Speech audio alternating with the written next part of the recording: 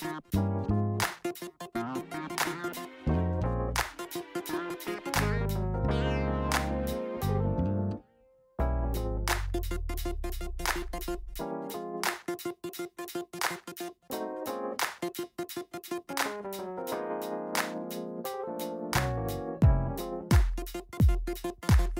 an artist, we want the listeners to accept our music.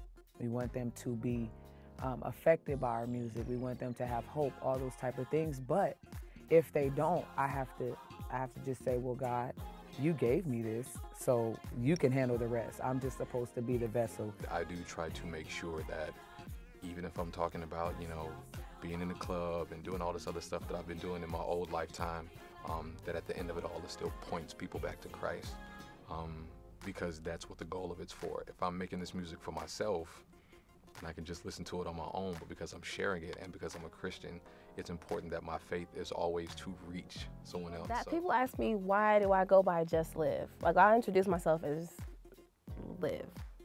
But if I put my name on something, it usually says Just Live, and I think that's what I'm trying to get at. Like, I'm not gonna look a certain way to try to get you to feel me. I'm not going to sound a certain way to try to get you to feel me. I'm gonna be myself, and I'm gonna, you know, like, just be authentic. And if you can vibe with me, for sure, like, let's vibe.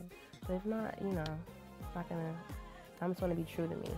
If I don't receive anything, I think hearing that back, I've accomplished that mission. You know, I don't want, you know, the music speaks to that individual to where I don't want to take my life. I don't want to take those drugs. I don't want to drink. I don't want to do that, you know. And so I feel like that's where my mission is.